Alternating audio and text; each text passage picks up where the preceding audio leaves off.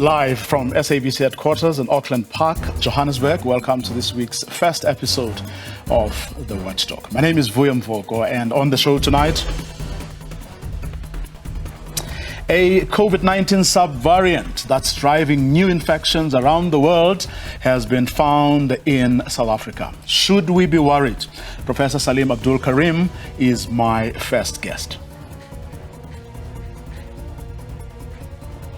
We also look at the assassination attempt on Forte principal Professor Sakhela Buhlungu, which has sent shockwaves in the higher education sector after claiming the life of his bodyguard.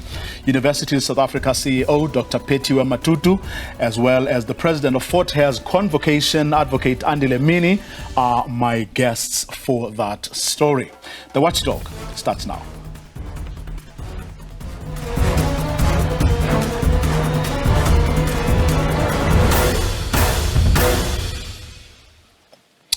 It's been dubbed Kraken.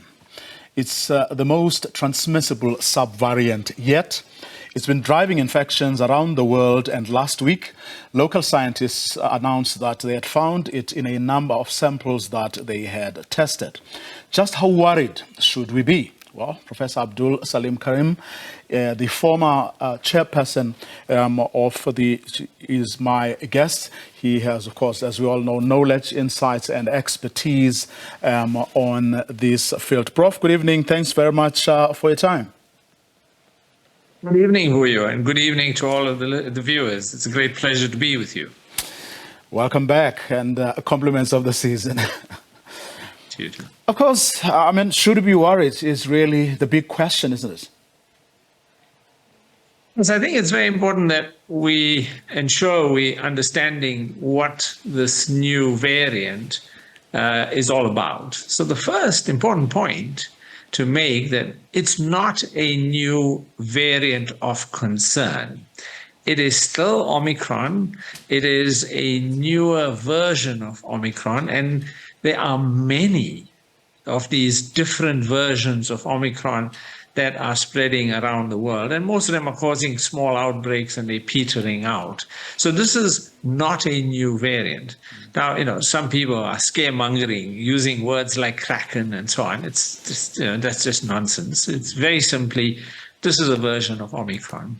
What is unusual about this particular variant is its ability to escape immunity. And there are now two really good studies, one done by my colleague David Ho at Columbia University, looking at how this virus is able to escape immunity.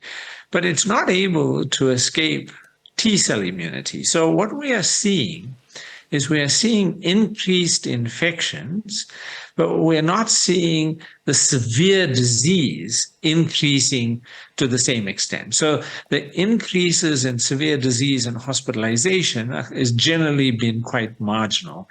We've seen some increase in hospitalizations, mainly associated with lack of vaccination or lack of past infection. But generally, in a situation like South Africa, where we have had a wave due to BA.5, this particular variant, which is a cousin of BA.5, it actually stems from BA.5, that if we've had that wave, which we did in the middle of last year, we have immunity to BA.5. And so that immunity will hold us in good stead. So we may see small increases in infection. We're unlikely to see any significant increase in hospitalizations.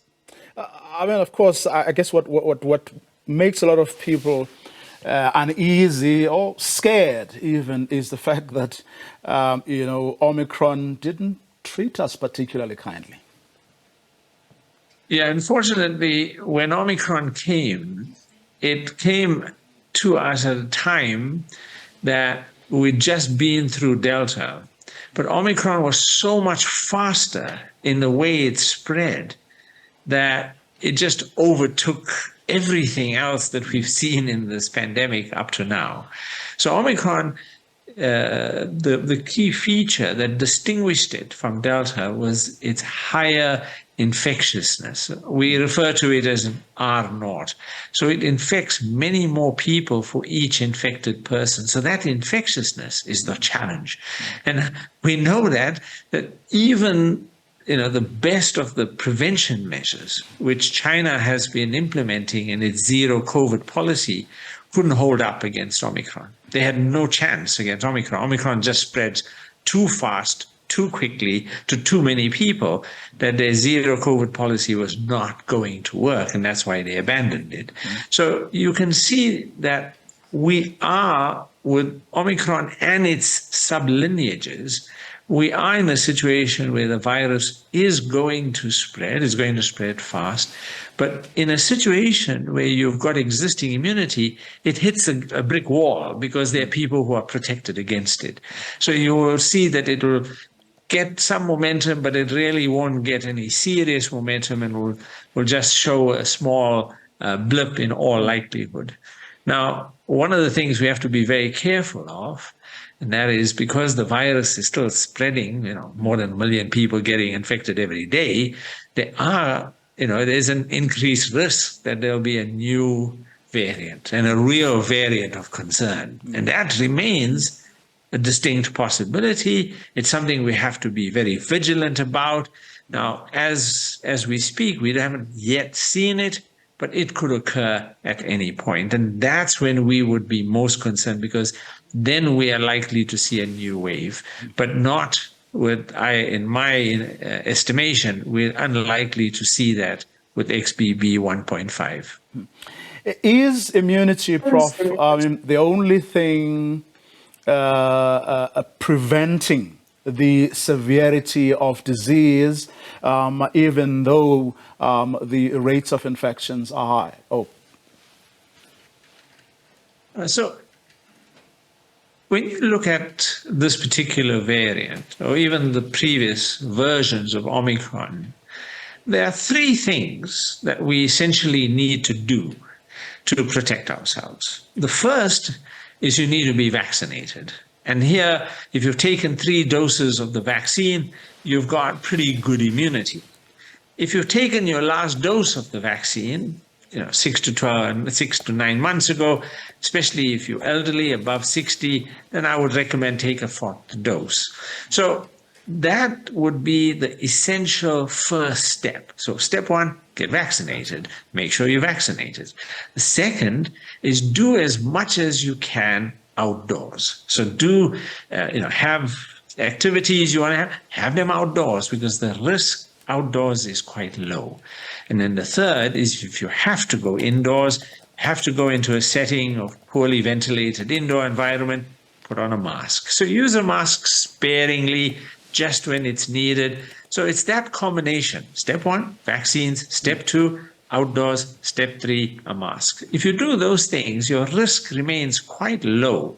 And that gives you the protection you need against a variant, even as infectious as XBB. Now, as you would have seen, Prof, with the reports that have surfaced over the past few days, but also what people have been seeing happening, the reports coming out of China, where the situation is apparently quite bad. The voices, of the people who object to vaccination and so on have been emboldened, and you've been hearing more and more stories, and of course, propaganda, some would say, coming from them. I think, we have to appreciate that there was a belief that you could keep COVID at bay. And with significant measures, that was possible. Countries like New Zealand did that. In fact, New Zealand even declared it had eliminated COVID-19. Countries like Vietnam were very successful in doing that, and so was China.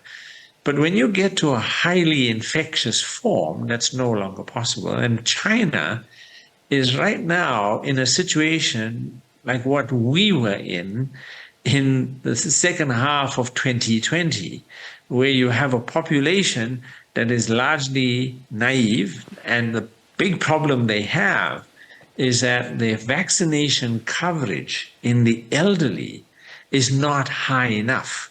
They are running at about 66% vaccine coverage in the elderly. And that's a problem, because now you're sitting with 1/3 of the elderly Chinese population are not vaccinated, not even a single dose of vaccine. And they haven't had natural immunity because they haven't encountered the virus before. So that's why China is likely to see a very large number of deaths. The estimations are it's very likely they're going to see over 1 million deaths in this current Omicron wave. I mean, they're already running out of hospital beds and so on, because that's the kind of pressure you get when the increase in infections comes so fast due to Omicron. So we need to ensure that when we're looking at that kind of situation, we are fully appreciating the complex nature that drives that kind of situation and not oversimplify the issue. Now, we've been seeing an increase in misinformation. That's been part of the problem in COVID-19, where people are saying things like the vaccine is causing blood clots, or the vaccine is causing heart disease, or the vaccine is causing deaths. These are people who are just using and playing on people's fears with completely inaccurate information. If you actually look at the data, the adverse events that we see from vaccines is so low compared to the serious effects you see from the actual disease. So there's no question there's a huge risk and benefits. The benefits far outweigh any risks of taking the vaccines, even in the youngest of the populations. So we just have to ensure that when we hear things, that we don't just listen to them and just accept them, but that we maintain a critical, open attitude. Is this a fact? Is this what we're hearing? Is this the truth? Or is this somebody's version to try and scare us, or to give us misinformation, or to push an agenda, especially an anti-vaccine agenda? So I have found generally that the moment you lift a bit of the skin off, these misinformation efforts, it shows the underbelly and just how incorrect the information is. What have we, remind us, Prof, what have we done that which China perhaps didn't do much of?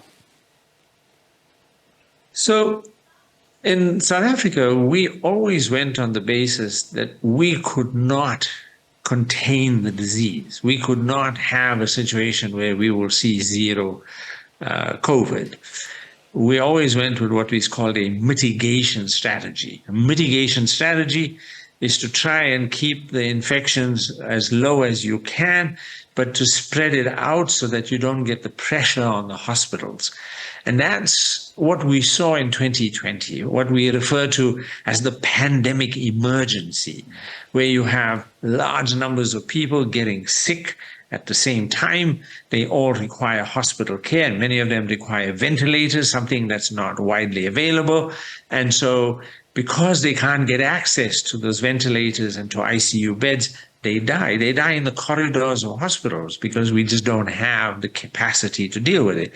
So if you slow the infections, which is what we did in our first wave, you put less pressure on the hospitals, and people live because they get access to the care they need.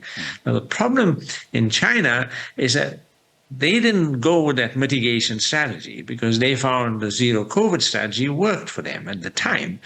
But as the virus evolved, it didn't work anymore.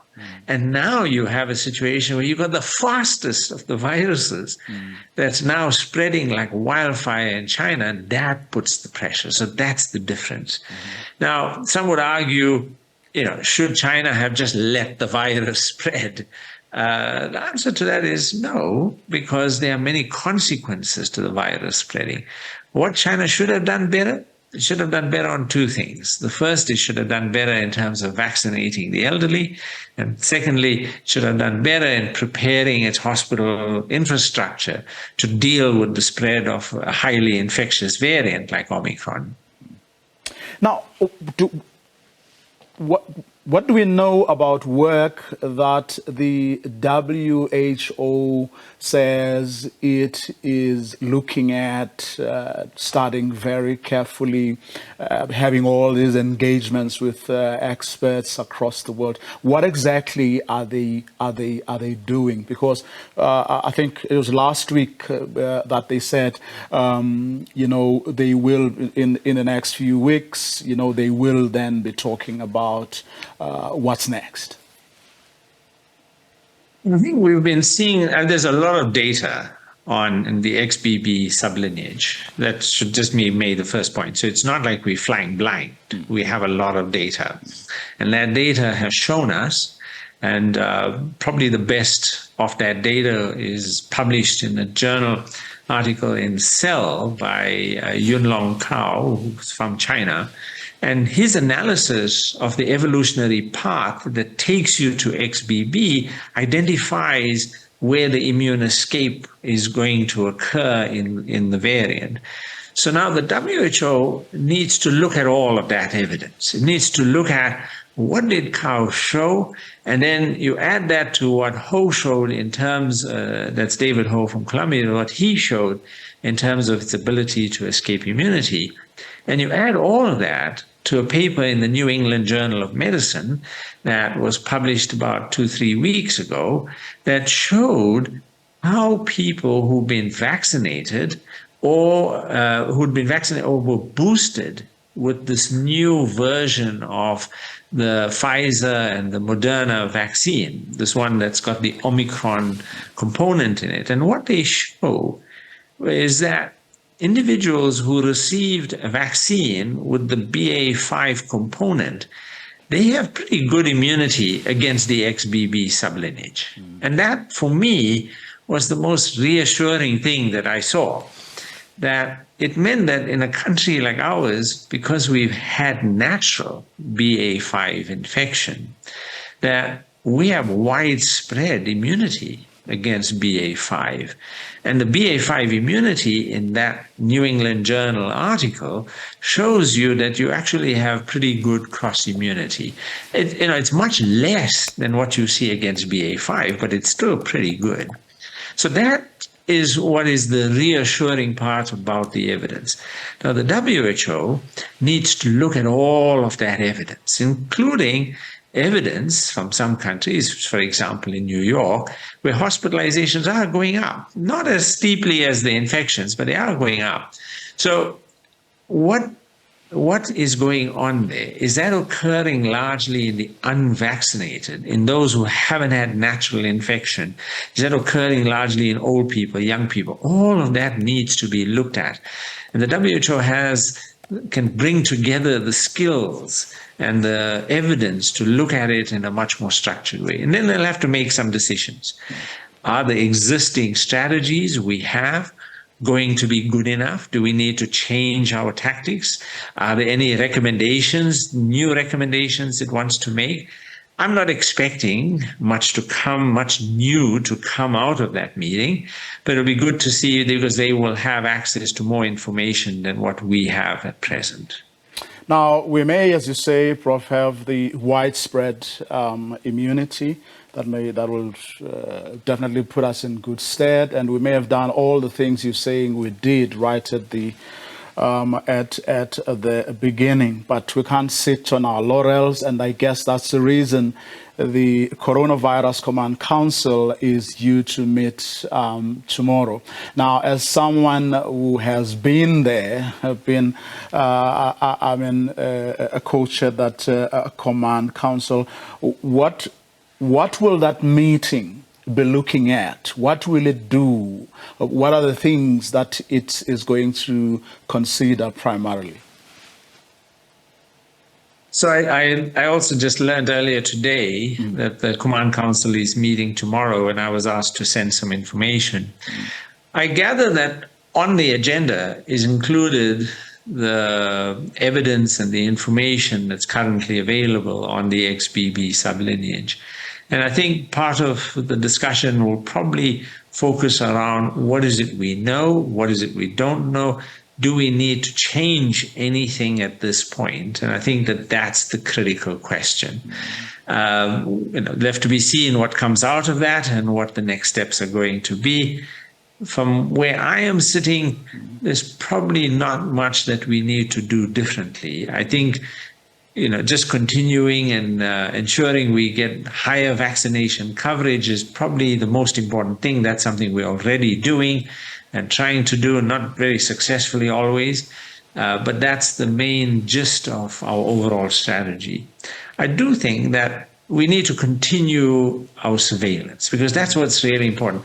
I mean, it's no surprise that the XBB variant is present in South Africa. It's in many other countries in the world.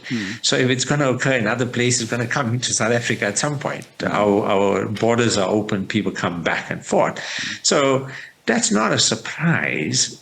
I think what is important is that we ensure that our surveillance continues to be world class as it has been right from the start of this pandemic. We've ensured we monitor very carefully our new infections, our sequences and the variants that are spreading, our hospitalizations, our deaths, our excess deaths.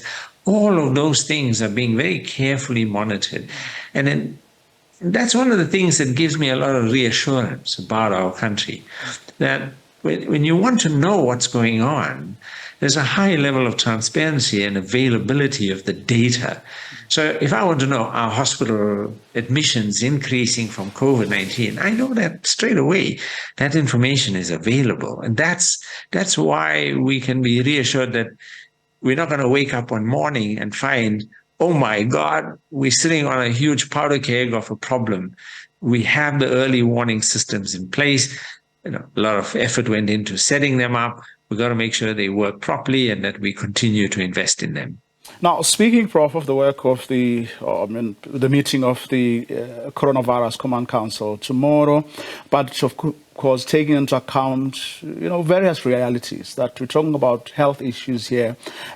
Some people may be more concerned about their health than others and may fear more, compared to other people. And with all this scaremongering or fear-mongering that has also been going on, especially on the back of this latest information.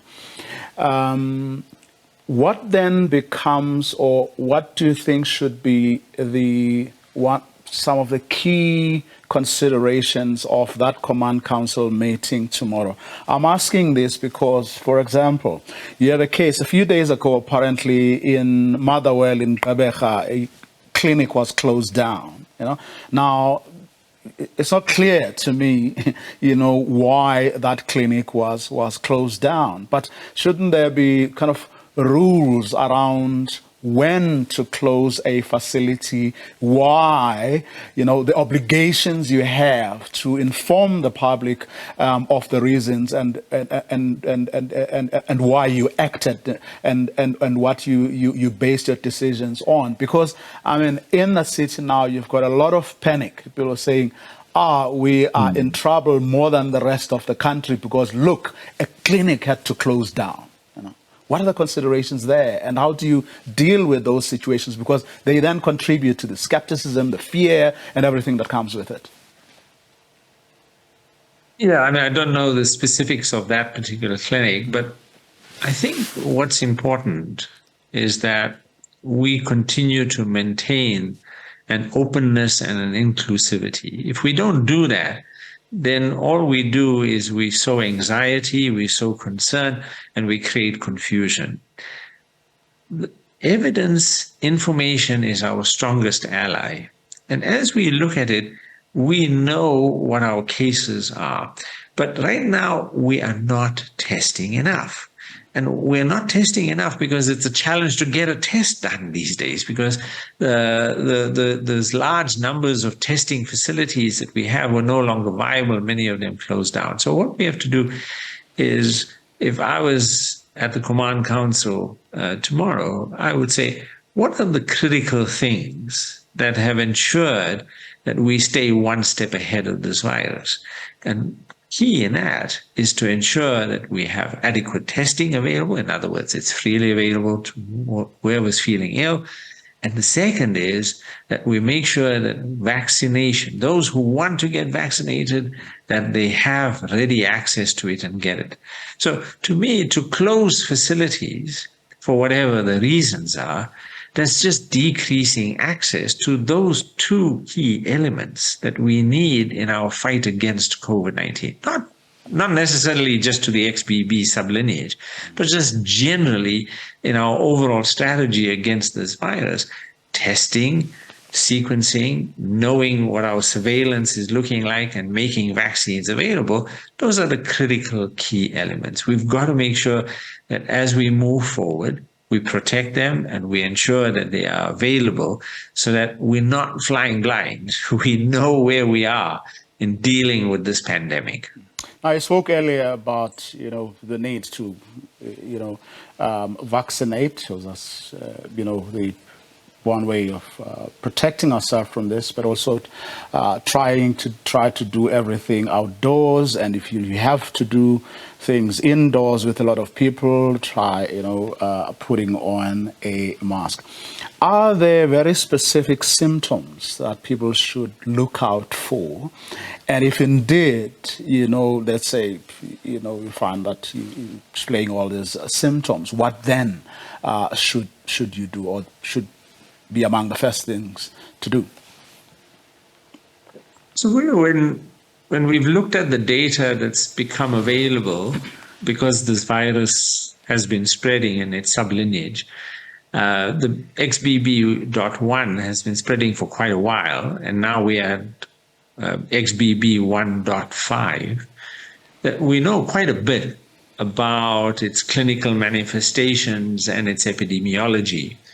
In its clinical features, it's very similar to all of the other Omicron infections.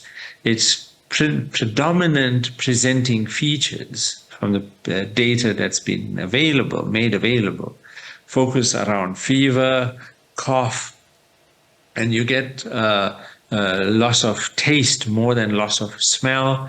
And, those are the usual features you expect to see. And because, we're also in the midst of a bit of a flu season, many people will confuse the two. And so my advice is anybody who has any symptoms that make them feel unwell should just have a COVID test so that they know whether they're dealing with COVID or not. And if they have COVID, is then to just self quarantine for a few days so that they're not infecting a whole lot of other people. Fortunately, with vaccination, for those who've been vaccinated, generally, even if you do get infected with this particular variant, as you've seen with other Omicron subvariants, the amount of virus and the infectiousness of the individuals is less. And so it doesn't spread to the same extent if somebody's been vaccinated. So for all those reasons, if we take that approach of, do the basic things in clinical care, make sure you're identifying those individuals who have these symptoms that have been pretty well described for COVID-19 and testing them, and that ensures that we have enough viruses to do sequencing on, so we're monitoring what the circulating virus strains are. So those are the elements that will enable us to keep one step ahead in this pandemic.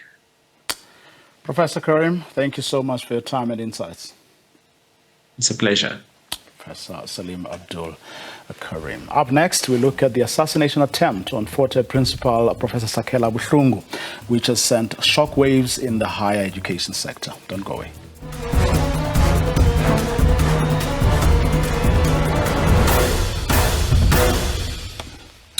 The attempted assassination of Forte Principal Professor Sakhela Buhlungu has sent shockwaves across the higher education sector. Professor Buhlungu's bodyguard, Mboneni Vesele, died in a hail of bullets outside Professor Buhlungu's official residence in Edigeni.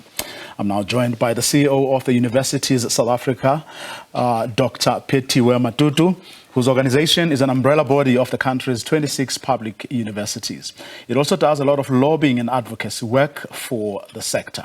Advocate Andile Mini is the president of Forte's Convocation, a constitutional structure charged with promoting the interests of the university. Good evening to both of you. Thanks very much for your time. Good evening, Vuyo, and thank you very much for having us. Thank you. Thanks to you. Advocate Mini, if I may start with you, are you any clearer as the community of Forte University as to what happened and why? Good evening, Vuyo. Good evening also to your viewers at home. And thank you for having us here in this program. It is not clear as yet as to what could have been the causal link or the actual cause of the unfortunate event that took place 2 days ago. And I would appreciate that there's been now an investigation instituted, of course, by the South African Police Service. We believe that also other law enforcement agencies are going to come to the party and ensure that we come to the logical conclusion. Dr. Matutu, I mean, how has the reaction been from the higher education sector? The reaction has been that of shock with the sad news of what has happened within a university campus in our midst.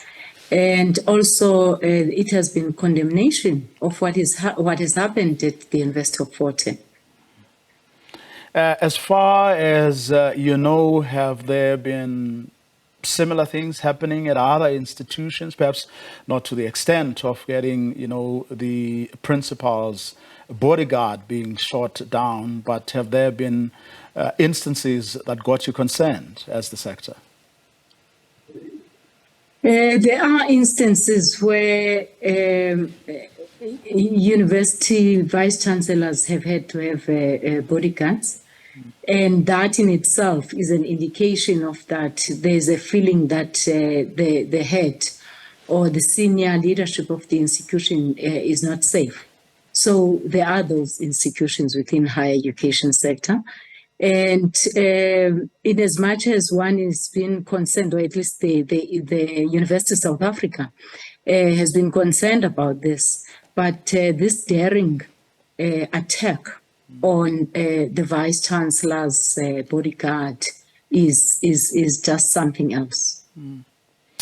Of course, I mean, last year, Advocate Mini, Professor Buhlungu and his team requested and did get a presidential proclamation. They want a lot of things probed, including contracts ranging from gardening and cleaning contracts, student accommodation to IT.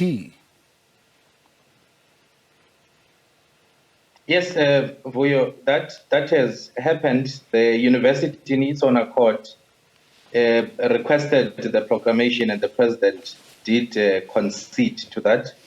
And it is a sign that the university and its council is committed in making sure that we maintain clean governance, and we also make sure that the Forte is a Forte that is renewed in the manner in which the council wish that this should be a renewed university, with the quest of protecting the brand of the University of Forte and make sure that we maintain the glory that no college is. Mm-hmm. Now, I mean, we tried to get the SIU to come on. They wouldn't, saying that the investigations are ongoing and complete, and some of the things are at a very sensitive stage. But according to a report in yesterday's Sunday Times, Dr. Matutu, Professor Buhlungu is quoted as having said, it's getting very close now. The SIU is going to nab big people, and the big people are now at risk. That's why they now want to kill this thing off. I don't know what you make of that. We are not in a position to comment on that because we're not exposed to the result of the investigation. But I would assume that he's much closer to the SIU's investigation. So in that sense, he is able to pronounce on that. But I mean, from what you know, how big is this problem of contracts, across universities, I mean, because we hear, dribs and drabs, stories of at this particular campus or university, this is what has happened, this is what is being probed. But is it a big issue for the university community right now? And if so, how widespread is it? It is quite threatening. Anything to do with funding and people who insist on being considered for funding. Generally in South Africa, it doesn't have to be the university sector. It is a threat. People want to have access to whatever resources that institutions have to provide. And so that is a serious problem, and it's at the core of what leads to some vice chancellors feeling insecure. Perhaps, Advocate Minnie, you can remind us, for context, of the reasons or what led, or the things that led to Forte deciding to go this SIU route in the first place. Vuyo, remember that when the university took a decision about the renewal and its commitment to clean governance, there would have been some tough decisions that had to be taken in ensuring that our action are concurrent to that. And therefore, a self-introspective path had to be paved. And secondly, we had to make sure that we bring in a reputable independent body to come and investigate some of the things we may have thought as the university that needs to be investigated. So that is the spirit in which the SIU came at the University of Forte. It is at the request of the university itself that such things must be looked at. This is, as I've said before, a signal of commitment of the University of Forte in ensuring that we protect the brand of the University of Forte. We make sure that we maintain the glory of no college for what it is, and we make sure that the renewal that we're talking about, it is not just a theory, but it is happening. Of course, has there been pushback so far? I think the SIU can respond very good to that question as to whether or not in the course of their investigation, the witnesses that they have to interview and what not, have there been resistance. But where we seated as the university stakeholders, we are patiently waiting for the report when it's tabled before us. And at that stage, we would freely express ourselves on the contents of the report as it would have been tabled. Well, I'm asking you because there have been reports, a couple of officials who were intimidated and harassed, but nothing, as bad as what happened to the principal's bodyguards. But there were reports also of hit lists that were circulating, threats being made anonymously, of course.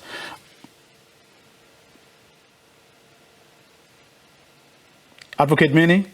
Yeah, Vuyo, look, the incident that took place 2 days ago, Vuyo, we have a strong belief that it might be linked to the effort to avert the same renewal process that the university is taking. But in the same spirit, we're also committed to give space to the law enforcement agencies to play their role, to come to the logical conclusion of what may have happened, and to give us a determined perspective in that regard. So we want to give space to those agencies to do their job, but as the university and the stakeholders, we are always available and prepared to give them support that they need to ensure that they deliver formidably in terms of what we expect them to deliver on as the university.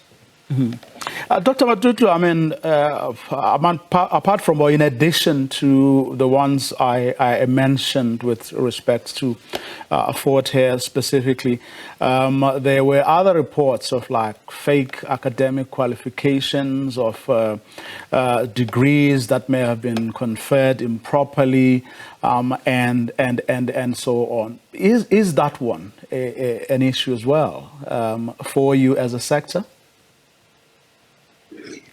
I won't say it's widespread. However, it happened within a particular university where the dean of the faculty was certainly against it, and he was shot and killed. So it's something which has happened previously. Certainly, it has happened. Now, I mean, as an organization that's entrusted with looking after a whole range of interests, affecting, our public universities in particular. From what this particular episode represents and the issues that it has thrown up, what are some of the issues that you either have been pursuing with, whether it's the Department of Higher Education, state law enforcement agencies, and whoever else? What sort of issues that fall within the ambit of the issues that this particular episode represents are issues that you've been alive to, but also trying to get someone to deal with? The areas where we have focused has been to create capacity within universities in order for them to deal with these issues independently. I'm talking about now issues of corruption and so on. So as Universities South Africa, among the groupings that we have, we would have, for instance, organize the group of investigators within the university sector, internal auditors, and so on. So we're looking at the capacity that we have within our institutions, and we create a community of practice within that. And we facilitate that there is learning, they are updated on the latest issues, there's capacity which gets created. So that is the level at which we have been involved directly. However, what is happening now in terms of the attacks, we haven't taken a collective approach as University South Africa. So it's only now that the vice chancellors who are board members of University South Africa are saying that they need to look at this thing collectively now. Advocate Mini, I'm trying to think, because just at face value, it's been a while since one was at university. But is there, or other things that universities, especially, let me say, historically black universities, don't have, that which your sort of well-placed and richer universities actually have, or have been able to put in place? That which, without which, I should say, perhaps put historically black university at a more vulnerable position compared to your UCTs, your Stellenbosches, your Cape Towns, your Witses, and so on. I'm thinking here, I'm putting Fort Hare in the same category as, for example, your Walter Sisulu universities and the North. Of course, Vuyo, there would be. In fact, there is that evidence that suggests that the historically black institutions cannot be compared with those previously institutions that enjoyed some privileges because of apartheid South Africa. Therefore, that means that institutions such as Fort Hare, Walter Sisulu, University of the Western Cape, and other universities like Univen and others, they must be given a special effort by government in ensuring that the playing field is leveled. So universities such as University of Fort Hare is not immune from that. For an example, if you go there, we're still dealing with challenges that other universities like BETS and others that they are not dealing with. We're dealing with the lack of student accommodation. We still have students who come to the University of Fort Hare who needs funding and all that. And I'm not saying it at BETS you don't get that, but it's not as rife as we could have in these previously disadvantaged institutions. So a special effort and a call must be made to government to pay a special attention to these universities and give them an opportunity of filling a status of all of them being equal universities of South Africa. What are the conversations, Dr. Matutu, I mean, within your body and, of course, other structures that also play or that are in this space around the disparities and the impact of those disparities in how these, or historically black universities in particular, sort of get to do or not do their business? This is an area of focus for University of South Africa within its transformation agenda, because the issues of the disparities between institutions is quite a concerning one. So you'll find out that there will be different activities in order to get some universities, particularly those maybe in rural setting and so on, to be on par with others. I'll give you just an example of a project that we've recently completed, where we've had to look at connecting these institutions so that during the COVID period, students are able to have access to materials online and so on. So the finalization of the connection of the universities so that they can handle the necessary demands of the technology which is required for students to learn. USAF has had to manage such a project, and only those universities which were hugely disadvantaged were benefiting from this project. So I'm just giving you an example, and then you'll find out that we do work very hard to come up with the information sharing for universities broadly, whether we're talking about registrars, whether we're talking about, as I mentioned, auditors, whether we're talking about finance people. We organize these communities of practice or fora in such a way that there's information sharing. And if there is information sharing, then you'll find out that people are at the same level. They get to understand what's happening elsewhere and are able to learn from what is happening elsewhere. But the disparities are quite huge, and it has been mentioned. And to be honest, the department has taken care of this in at some levels where they would invest more in the historically disadvantaged institutions, whether in terms of infrastructure and so on, if there are disbursements which are being made on infrastructure. And capacity becomes a problem with these universities where money is given and perhaps sometimes not, there's no capacity to use it appropriately.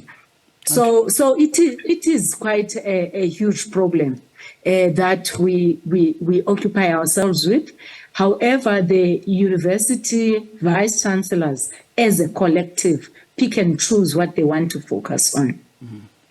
Advocate Mene, I was thinking aloud here. Could it be that we're also dealing with a situation where a university that's in as remote an area as Idike is becomes an easy or soft target for even low-scale criminals, who just want in on something, and if they don't get their way, then they start intimidating people with these kinds of acts. Otherwise, Fort Hare faces similar problems with a UCT or a Stellenbosch, except those institutions are situated in places where it is not as easy, to target, whether it's a principal or other academic staff. Vuyo, you see, this is but an example of how deepened the issues of crime and corruption have engulfed our country. And Fort Hare is just one example of what has recently happened. But this is a widespread challenge that we have in South Africa. Hence, you would listen to the president talking about the renewal, fighting crime and corruption as a priority of government. And now we begin to see this spreading to the institutions of higher learning. There is a debate that we are not visiting. A long time ago, when we were at the university, it was not expected for a university vice chancellor to have a bodyguard. But now we're talking of that as a norm. And what that means, what interpretation can we give to that? It has actually given a meaning that how rife is crime and corruption in our society, and how those who are perpetrating it are prepared to defend it to the core. And this is what has led to issues of this. And this is not limited to Fort Hare.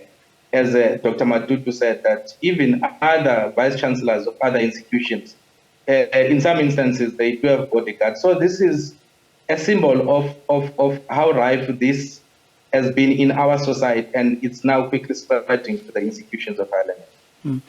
With the situation having then changed, Dr. Matutu, to the point where, vice chancellors have to ask for bodyguards, what have been the conversations around how to deal or address this problem, and where it emanates from?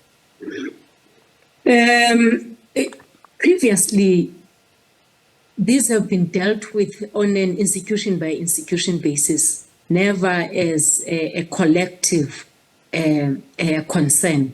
But it's only now that the vice chancellors feel that this needs to be addressed as a collective. So the ministry has been doing its things, and the law enforcement agencies have been doing their things, but to put it as part of the USAF agenda is something that is happening only now. Have any specific thoughts, ideas, proposals been put on the table so far? The most important thing right now is to understand it closely.